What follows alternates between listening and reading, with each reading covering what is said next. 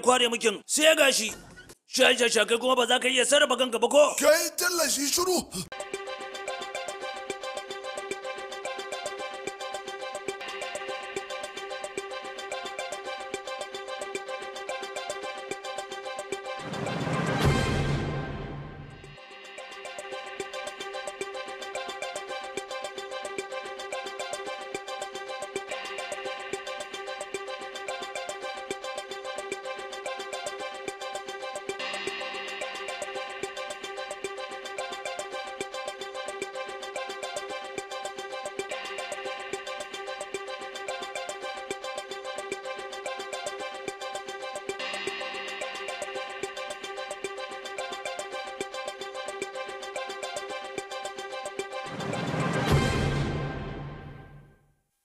Hello and welcome. This is Husky News. My name is Barry Cletus. Thank you for joining us.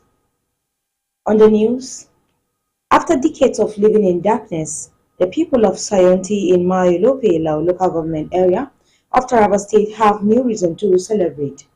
Senator Shaibu Issa Lao, representing Taraba North Territorial District, has officially commissioned Mayolope Rural Electrification Project, a major step towards transforming the lives of residents. Our correspondent Shetima Jidori was there and now reports.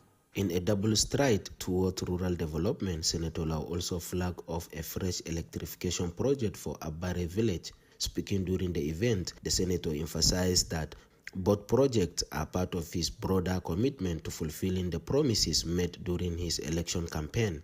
He assured residents of Abare, Donata, and neighboring communities that their long wait for electricity will soon come to an end. Senator Lau took the opportunity to call on the people to protect the infrastructure, warning against acts of sabotage. According to him, the electrification projects are meant to stimulate economic growth and uplift living standards across the region. Program ne wanda muka yi conceiving za mu kawo wuta a Mayolope, Abare, Donata da sauran area mu baki daya. Eastern Faces. Mun gode Allah, yau za mu yi commissioning na Mayolope mun gama shi. Very soon, cikin ikon Allah, zan sake dawowa in shiga cikin garin Abare in kunna wuta. Senator Shaibu Lau also lauded the executive chairman of Lau local government area, Honorable Nigeria S. Jatau, for his proactive role in drawing attention to the needs of the communities. Expressing his gratitude, Honorable Nigeria S. Jatau described the electrification initiative as a landmark achievement that will breathe new life into the local economy and foster socio-economic development in the benefiting areas. Meanwhile, Senator Lau also graced the Sunki Yandang Carnival held in Sanwi Chiefdom, Sayonti. In his address, he commended the Yandang people for their enduring spirit of peace and unity.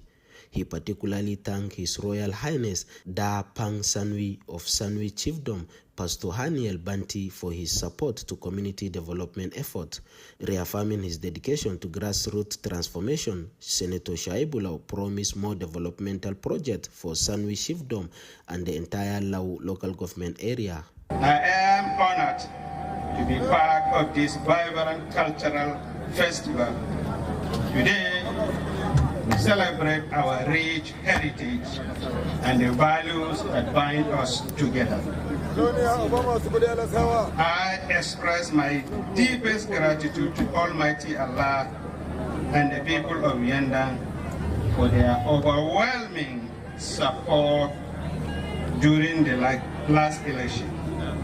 Your trust and confidence in me are testament to the strong bond we shared. I acknowledge the consistency and promise of Yandang people who have always demonstrated a commitment to progress and development. And I sincerely commend His Royal Highness, Reverend Dr. Haniel Banti, the Chief of Sanwi Chiefdom, the organizers and the participants for their efforts. To say thank you to you all, Yandang sons and daughters. thank you for the love and overwhelming support you give to His Excellency Dr. Abu Kefas, the Executive Governor of Taraba State, and my humble self during the last election. Over the years, I have been thinking of what to do to the Yendang community to reciprocate the gesture. God help me to come up with a project of my Lope Abare Rural Electrification Project. Today, NEPA line is available in my Lope.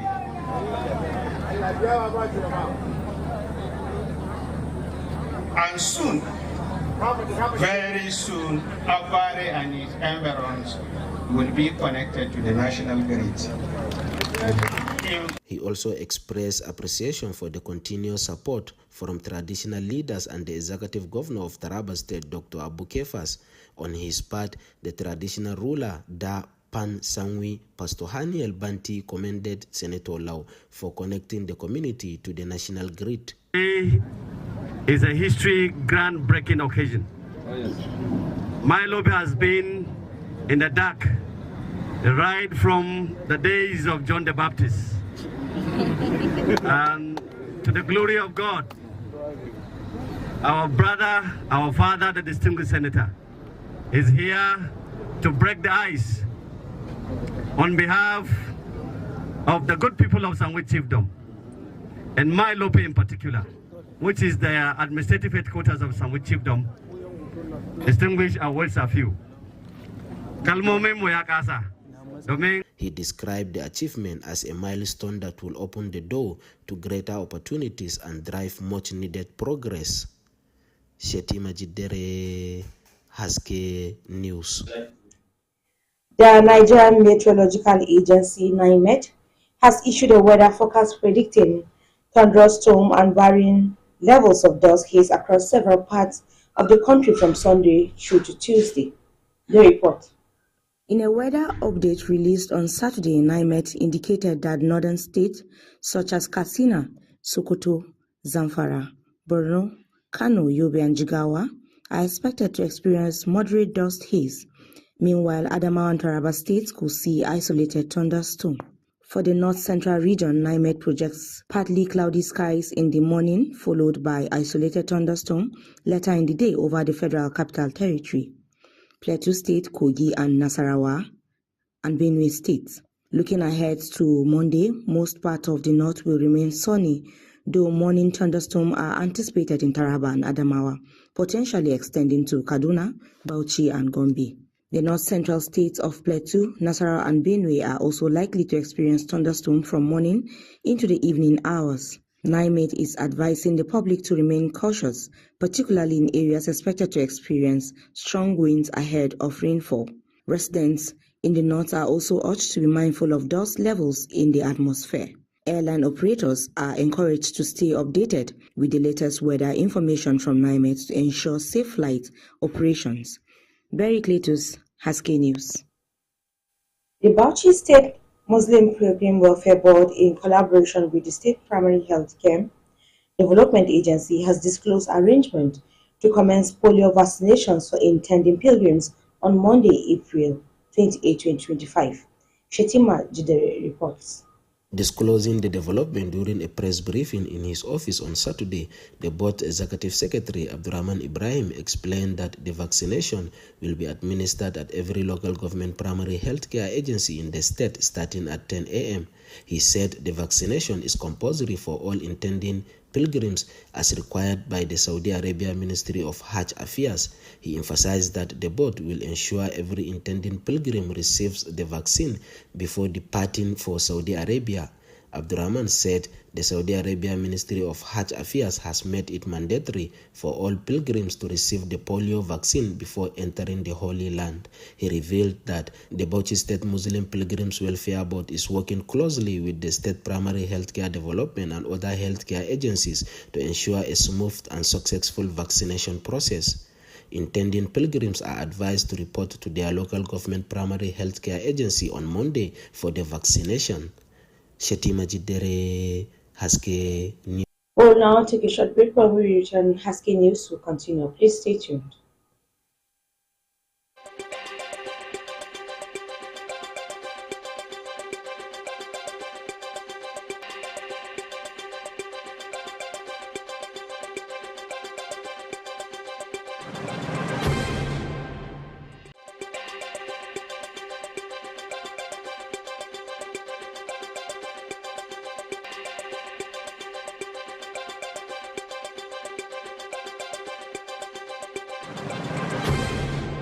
Welcome back. If you are just joining us, this is still Husky News with Barry Cletus, and now the news continues. The National Emergency Management Agency, NEMA, in collaboration with the Adamawa State Emergency Management Agency at SEMA, the Northeast Development Commission, NEDC, and the chairperson of some local government area, has carried out an on-the-spot assessment of communities affected by a recent windstorm and fire outbreak in Adamawa State. Farida Haq reports. The assessment conducted on Saturday convert Ndobende, Angwamadaki, and Sabongari communities in some local government areas where residents are reeling from the destruction of homes and livelihood caused by the disasters. Leading the delegation, Mr. Musa Yakubu from NEMA's Planning, Search and Rescue Operations Department stated that the mission was aimed at evaluating the extent of the damage and collecting data to inform emergency response measures. Yakubu said the disasters led to the loss of livelihoods, including destruction of residential buildings, food items, food banks, and motorcycles. NEMA sympathized with the affected victims and assured them that their plight will be reported to the appropriate authorities for prompt support and intervention. They toured the affected site and engaged with community members who shared their experiences and losses. Authorities say the findings from the assessment will guide the coordinated distribution of relief materials expected in the coming days. Farida Haq, Husky News. The Joint Admission and Matriculation Board (JAM) says no fewer than 40 individuals have been arrested for impersonation in the ongoing 2025 Unified Tertiary Matriculation Examination (UTME), with all suspects currently facing prosecution. Our correspondent Farida Haq reports. The board made this known amid growing concerns from parents and guardians over the 6:30 a.m. resumption time for candidates, a schedule many describe is too early, especially for those assigned to far-flung examination centers. This year's UTME began on Thursday, April 24th.